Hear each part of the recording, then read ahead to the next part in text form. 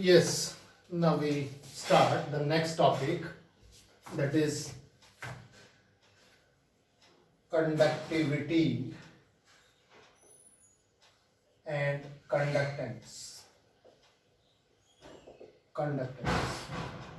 In the earlier lecture, we have studied about Ohm's law, experimental verification of the Ohm's law, resistance, the factors on which the resistance depends. We have read that V is equal to IR or R is equal to V upon I. That is equal to ML upon NE square A tau. That is equal to rho L upon A. All these things we have studied earlier in the previous lecture. And resistance we have defined is the ratio of potential difference and current flowing through a conductor.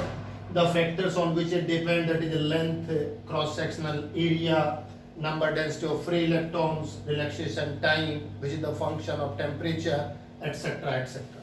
Also we have defined another term which is rho. It is resistivity. Resistivity. This term we have also defined, and this rho depends on R A upon L, of course, M upon N E squared tau. And we have just stated that R is the property of the conductor while rho is the property of material of the conductor. When we are talking about the conductor, then it depends on physical dimensions as well as their materials. Alright. However, this resistivity does not depend on physical dimension, it depends only on material. Whether the material, whether the conductor is 1 meter length or of 2 meter length or of 3 meter length or of any length, the resistivity will remain same. Of course, the resistivity depends on temperature.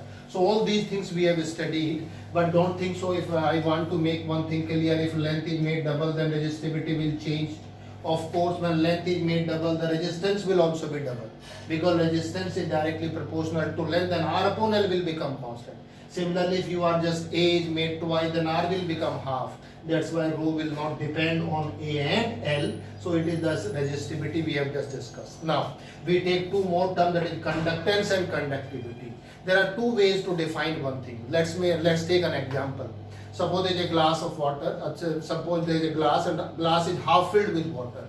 So we can explain this situation in two conditions, in two ways. First, either the glass is half filled or the glass is half empty. So same thing we are taking here. Resistance and resistivity, these two are the negative terms. Resistance is the opposition offered by the conductor to flow electrons through it, opposition posed by the conductors to flow electrons through it. And resistivity, again the same term, which is the specific resistance when the dimensions are made specific, unit length and unit cross sectional area. And conductance is the ability to conduct the electrons through the conductor. Yes, and similarly conductivity in terms of the reciprocal of resistivity. So very simple to define the conductance is, it is reciprocal of resistance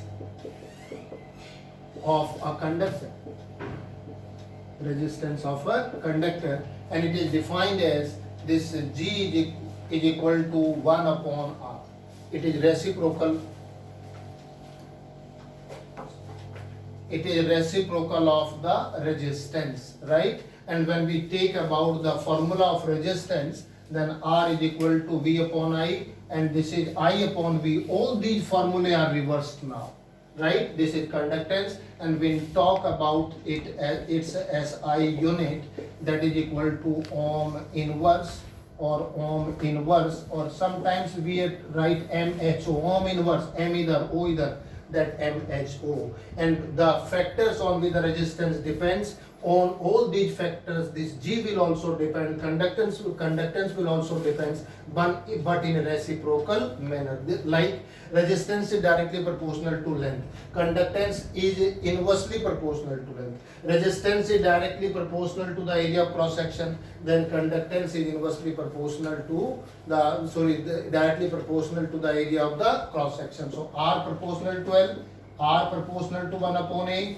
G proportional to 1 upon A, G proportional to A. So this is all about the conductance. So we need not to define this G in a different way. Simply it is the reciprocal of the resistance of a conductor, and the things which we have discussed in case of resistance, we can same Just similarly explain the conductance but in reciprocal manner. Similarly, conductivity it is reciprocal of resistivity of a conductor. Resistivity of a conductor is represented by sigma. Sigma is 1 by rho, and the SI unit of rho is ohm meter, that is SI unit ohm inverse meter inverse, and ohm inverse can be written as MHO. This is meter inverse. So this is SI unit of conductivity, and this conductivity is the reciprocal of resistivity. Now you have how many terms? 4 different terms. First, resistance, resistivity, conductance, conductivity. Conductance is the reciprocal of resistance, conductivity the reciprocal of resistivity. Resistance and resistivity both oppose the flow of current, flow of free electron through a conductor. This is the property. Due to these just opposition offered, and the cause for the resistance and resistivity is collisions. However, in case of conductance and conductivity, it is the just property of a conductor due to which it allows the electrons to pass through it, free electrons to pass through it. So conductance and resistance are just related by this relation, and resistivity and conductivity are related by this relation. Okay, these are 4 different terms. Now we take another term, microscopic forms of Ohm's law. Microscopic form of Ohm's law. Microscopic form of Ohm's law, or the relation between J, sigma and E. J is current density, sigma is conductivity, and E is electric field. So we have to establish relation between J, sigma and E. Now what is J? J is equal to, let's start from I upon A, and I is NEAVD divided by A, but VD, we know that drift velocity is EE upon M tau.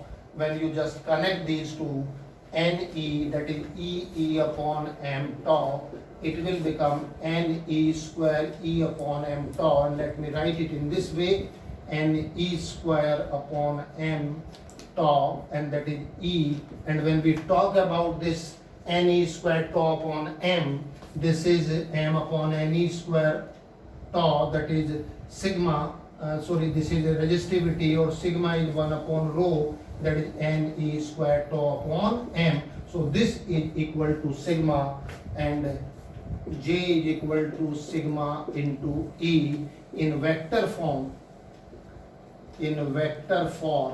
because J is vector quantity, E is also vector quantity, so J is equal to sigma or E vector. So this is microscopic form of Ohm's law. It's the relation between current density, conductivity and electric field. We have established the relation by taking the definition of what is this? This is a current density, I upon A. What is A? It's the relation between I and VD, and it is the expression for drift velocity, and now it is the relation between J, sigma and E.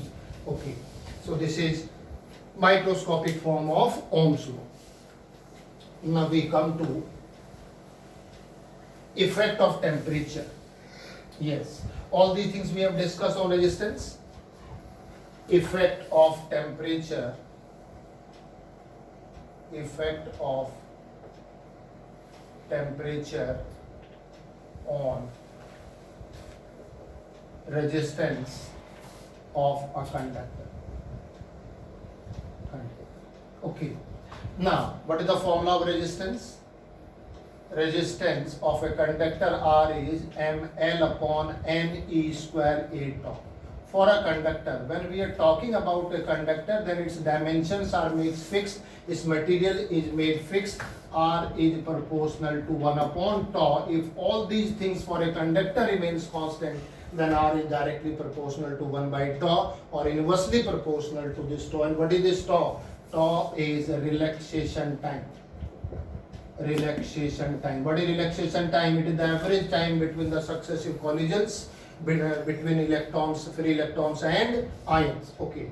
When temperature of the conductor is increased, earlier we have discussed in case of dip velocity, the same phenomenon we are going to apply here in this case. As the temperature of the conductor is increased, the electrons, free electrons will get the thermal energy and their kinetic energy will increase. Moreover, the ions start vibrating due to the thermal energy, as a result of which the collisions between free electrons and the ions will become more frequent, as a result of which this time between the collisions will decrease. So as temperature increases, the relaxation time tau decreases, and when tau decreases, so R increases. So the final result is when temperature of a conductor is increased, the resistance of the conductor will increase. So with increasing the temperature, the resistance will also increase, right? This is the phenomenon, this is the explanation. And what is the magnitude of the resistance that is given by the resistance of a conductor at temperature T degree Celsius is given by RT is equal to R0 1 plus alpha T, where this R0 is resistance of that conductor at 0 degree Celsius, and alpha is temperature coefficient of the conductor. And this alpha is different for different nature of the substances or materials. The value of alpha is different for different materials. In all the materials, in all the conductors, not all the materials, but we are talking about all the conductors, this resistance increases by increasing the temperature, but not in the same way, in the same value. It because alpha is different for different. The conductors on which the effect of temperature is more, the value of alpha will be more, and on which the effect of temperature is less, the value of alpha will be less. So first we will define alpha from equation 1. From equation 1, alpha is equal to RT minus R0 upon R0 into T. If R0 is equal to 1, T is equal to 1, then alpha is equal to RT minus R0. Or you can define it is the increase in temperature per unit initial temperature per unit rise in temperature, right? Per degree initial resistance, increase in resistance, it is increase in resistance per unit initial resistance means at temperature 0 degree Celsius, and per unit rise in temperature. When we are talking about per unit rise in temperature, either T is 1 degree Celsius or 1 Kelvin, because when we talk about the rise in temperature in degree Celsius, in Kelvin both remain same. That's why it is alpha is equal to RT minus R0 upon R0 into T, and its SI unit is Kelvin inverse and other unit is degree Celsius inverse. So this alpha is different for different materials. If we talk about the conductors, the special cases or this important points for conductors alpha is positive, and in conductors we have two variety. One is metals. For metals alpha is positive and high, while in case of alloys alpha is positive but small as compared to that of metals. metals के comparison में alloy में alpha की value कम होती है as compared to that of metal. So what does it mean? Means effect of temperature is more on metals as compared to that on alloy. So resistance of metal increases with more value as compared to that of alloy with same rise of temperature. Temperature का effect सबके ऊपर अलग अलग है, metals के ऊपर अलग है, एलॉय के ऊपर अलग है, दोनों के ऊपर दोनों का रेजिस्टेंस बढ़ता है, मेटल का भी बढ़ता है, एलॉय का भी बढ़ता है। एलॉय का रेजिस्टेंस मेटल के कंपैरेटिवली स्मॉल रेंज इंक्रीज करता है, जबकि मेटल्स का लार्ज वैल्यू में इंक्रीज करता है। तो alpha is positive and high for metals and positive and small for alloy. So अगर आप पूछा जाए कि एलॉय के ऊपर रेजिस्टेंस का, एलॉय का रेजिस्टेंस का टेम्परेचर से कैसे चेंज होता है, हम कहेंगे its resistance increases with increase in temperature. Metal में कैसे होता है, with increase in temperature the resistance of metals increases. लेकिन अगर दोनों को कंपेयर करेंगे तो किसमें ज्यादा होता है, resistance of metal increases with more value as compared to that of alloy with same rise in temperature। क्या मतलब हुआ, मेटल्स पर टेम्परेचर का इफेक्ट ज्यादा होता है मेटल्स के रेजिस्टेंस के पर, और एलॉय के ऊपर कंपैरेटिवली कम होता है। अगर हम इसमें बी की बात करें, ये तो आपके हो गए कंडक्टर्स। अगर इसमें सेमी कंडक्टर्स लेते हैं, सेमी कंडक्टर्स, सेमीकंडक्टर्स में अल्फा की वैल्यू नेगेटिव होती है। It means in case of semiconductors with increase in temperature the resistance decreases, and in case of this semiconductor silicon, germanium etcetera are the example. Alloy, this is nichrome और this is nichrome, alloy is there, constantan alloy is there, and this is metals, copper, iron, aluminium, silver, etc., etc., right? Semiconductors, why in semiconductors alpha is negative? Because the composition of germanium or silicon is like this, and there are no free electrons available inside it. When temperature is increased, the vibration of atoms takes place and some of the covalent bonds are broken. So when we take the structure of semiconductor, there is a covalent bonding between the atoms. In case of this metal, there are some free electrons available inside it, but in case of semiconductors, these covalent bonds are broken due to the vibration of the atoms after absorbing the thermal energy, right? That's why in case of semiconductor, alpha becomes negative, or the resistance of semiconductor decreases with increase in temperature. And same in case of insulators. However, in case of insulator, generally insulators are just doesn't permit the electrons to pass through it or electricity to pass through it. So that's why alpha is again negative for insulators also. And if we take the third part for electrolyte, for electrolytes alpha is also negative.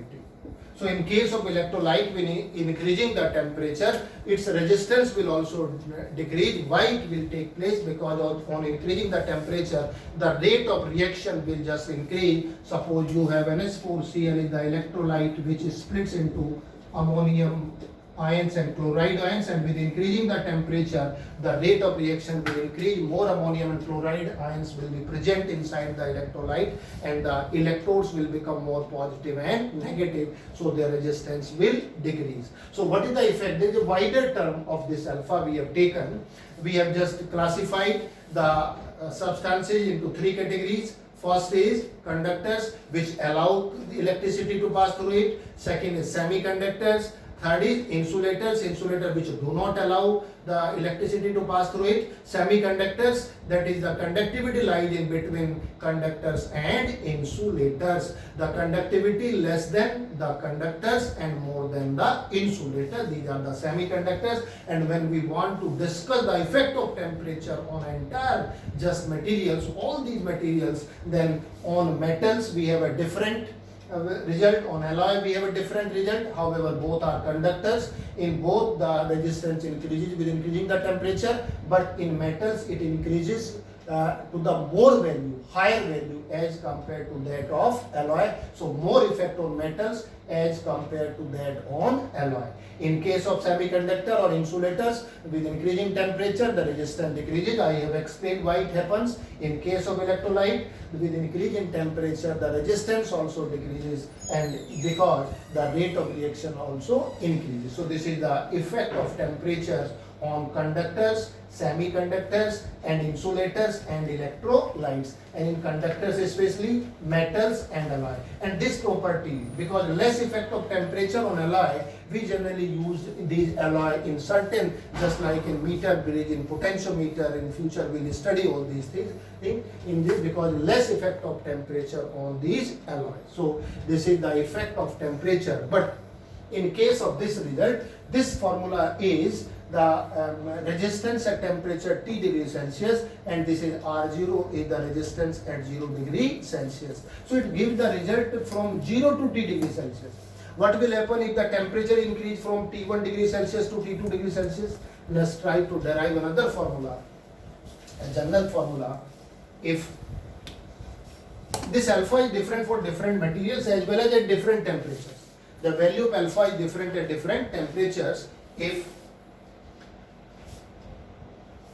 temperature R1 is equal to R0 1 plus alpha T1 and R2 is equal to R0 1 plus alpha T2, where R1 is resistance at temperature at T1 degree Celsius, R2 is resistance at temperature T2 degree Celsius, and R0 is resistance at 0 degree Celsius. Alpha is a temperature coefficient at 0 degree Celsius. At 0 degree Celsius, then we define it, or we divide these two equations. When we divide these two equations, R1 upon R2, 1 plus alpha T1 upon 1 plus alpha T2, and when we are going to solve it, then alpha is equal to, it will become R2 minus R1 upon R1 T2 minus R2 T1. So this is the formula of alpha in case of temperature when increased from T1 degree Celsius to T2 degree Celsius.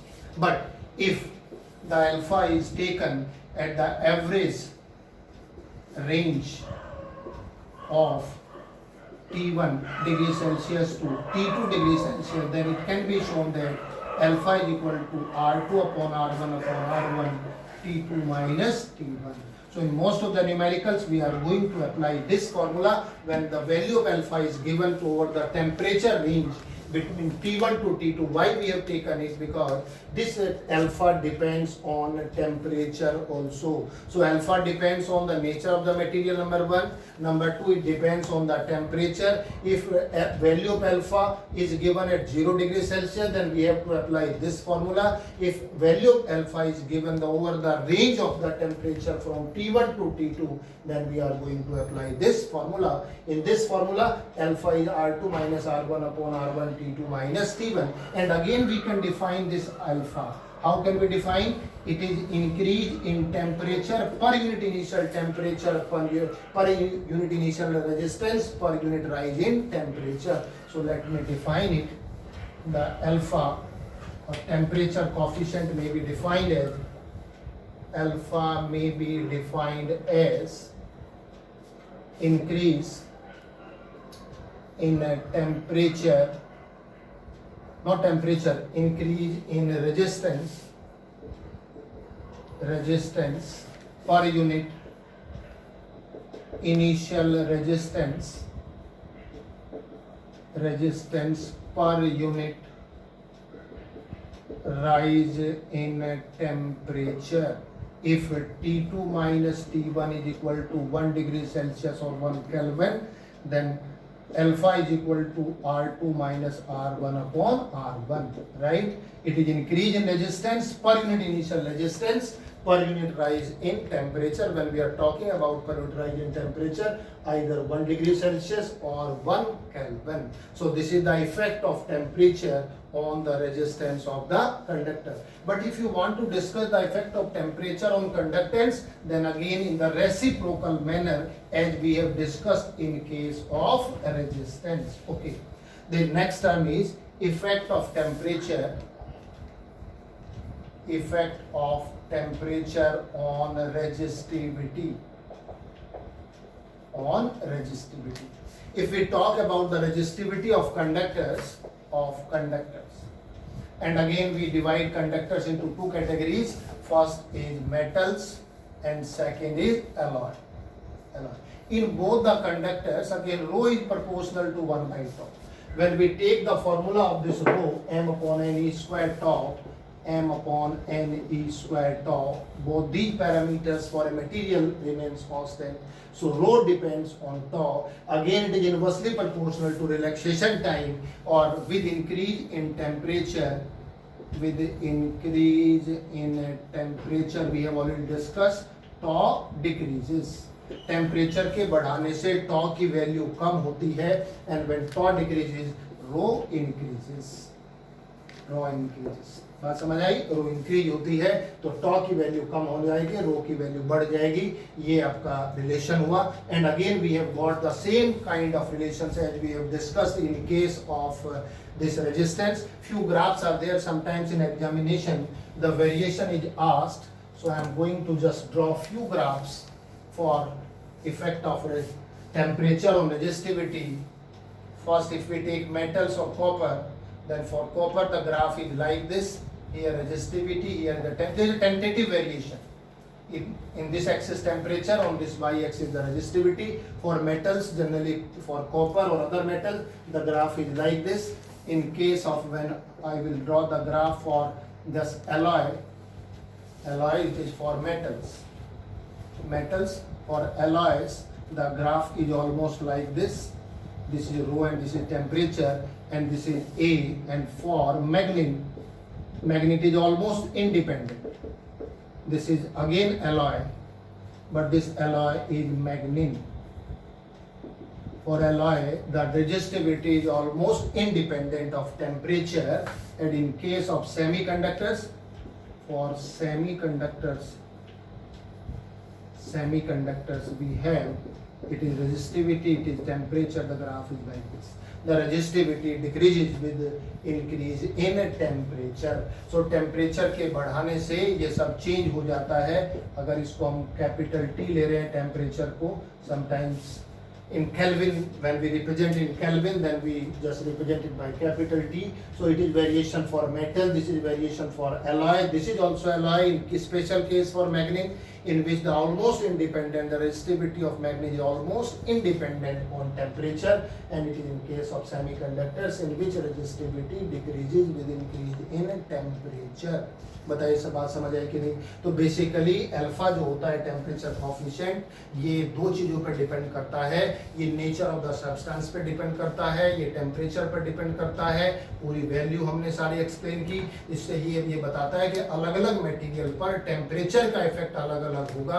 जैसे अलग अलग इंसान होते हैं, सबके ऊपर भी temperature का असर अलग अलग होता है. जो बहुत हाई टेम्परेचर होता है, क्लास में सब बच्चे पढ़ते हैं, तो सब पर इफेक्ट भी अलग अलग हो जाता है.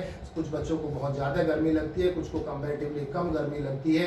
कुछ बच्चे आसानी से गर्मी में भी पढ़ पाते हैं, कुछ बच्चे नहीं पढ़ पाते हैं. इसी तरीके से मटेरियल भी, एक मटेरियल दूसरे मटेरियल से डिफरेंट है, उन पर भी टेम्परेचर का इफेक्ट अलग अलग है, उनके रेजिस्टेंस पर अलग अलग इफेक्ट आता है. ये हमने पढ़ा. अब देखिए हमारे पास दो तरह के डिवाइस हो गए. एक डिवाइस तो है ओमिक डिवाइस और दूसरे हैं नॉन ओमिक डिवाइस. देखिए जो ओम्स लॉ को ओबे करते हैं वो तो ओमिक डिवाइस है. तो कौन से ओमिक डिवाइस है? Ohmic devices are those devices which obey the Ohm's law just like a resistor, a conductor or a conductor. जब हम कंडक्टर की बात करते हैं, चाहे वो मेटल्स है या फिर एलॉय है, वो कैसे डिवाइसेज हैं? ओमिक डिवाइसेज हैं, in which V is directly proportional to I. But when we talk about non-ohmic devices in which the potential difference is not directly proportional to the current, or which do not obey Ohm's law, are called, which devices? Non-ohmic devices, just like semiconductor and semiconductor devices, all are non-ohmic devices. PN junction diode, transistor, all other semiconductor devices are non-ohmic devices. So the devices which obey Ohm's law are called ohmic devices, and which do not obey Ohm's law are non-ohmic. Examples: all metals, all alloy are the examples of ohmic devices, and this is all ohmic conductors, and this is non-ohmic devices, right? So it is all about this conductivity, resistivity, and microscopic form of Ohm's law, effect of temperature on resistance as well as on resistivity.